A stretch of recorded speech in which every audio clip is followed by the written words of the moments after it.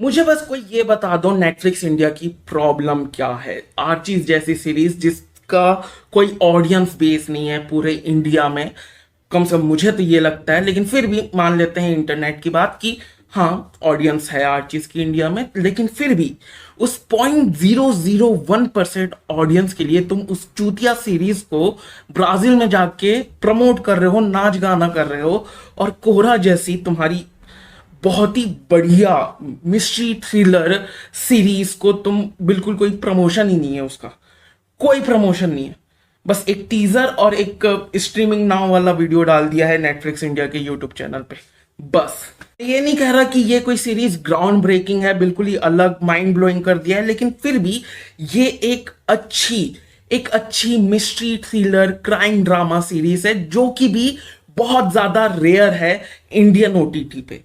मैं बिल्कुल ये सीरीज हर उस इंसान को रिकमेंड करूंगा जो क्राइम ड्रामा इंजॉय करता है। तुम बिल्कुल इस सीरीज को इंजॉय करोगे। कहानी की बात करूं तो कहानी है एक एनआरआई लड़के की जो लंदन से इंडिया आया है अरेंज मैरिज करने के लिए, और उसकी शादी अटेंड करने के लिए उसका एक ब्रिटिश दोस्त भी साथ में आया है। लेकिन इसके शादी के 2 दिन पहले ही इसका मर्डर हो जाता है और इसका जो ब्रिटिश दोस्त है वो गायब है।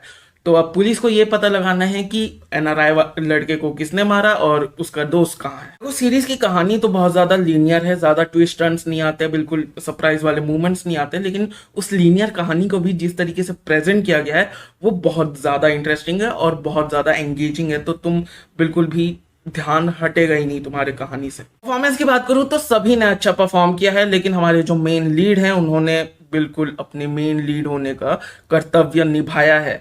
सरविंदर पाल विक्की और वरुण सोपती भाई, इन दोनों ने कमाल का काम किया है।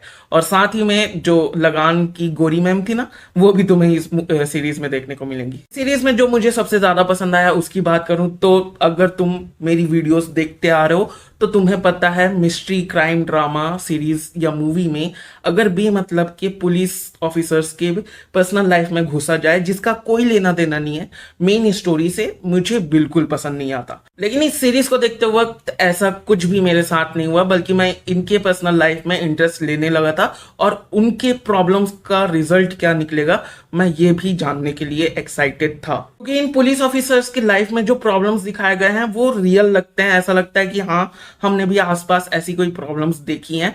बस ऐसा नहीं था कि जो इन्वेस्टिगेटिव पुलिस ऑफिसर है वो अपनी बीवी को खुश नहीं रख पा रहा है इसलिए बीवी कहीं और जा रही है, ऐसा नहीं था। उनकी प्रॉब्लम्स रियल लगती हैं हमें।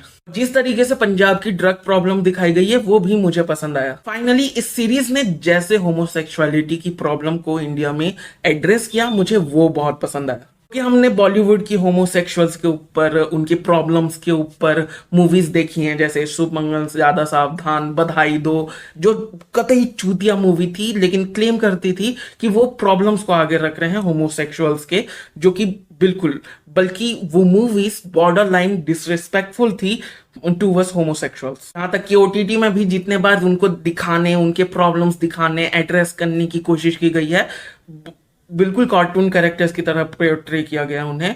पहली बार मुझे ऐसा लगा कि हाँ होमोसेक्सुअल्स की प्रॉब्लम्स को एक्चुअली एड्रेस किया गया है और अच्छे से प्रेजेंट किया गया है जो वो एक्चुअल में इंडिया में फेस करते हैं, क्योंकि अभी तक इंडिया में होमोसेक्सुअल्स को वैसे टाइप से एक्सेप्ट नहीं किया गया है। टू बी ऑनेस्ट, ओवरऑल मैं यही कहूंगा कि ये एक अच्छी murder mystery crime drama series है, 6 एपिसोड की, शॉर्ट एंड स्वीट।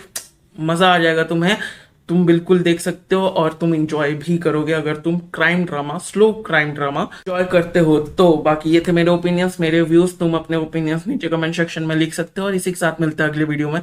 तब तक के लिए बाय और सब्सक्राइब करो, क्योंकि सब्सक्राइब करना बहुत जरूरी है।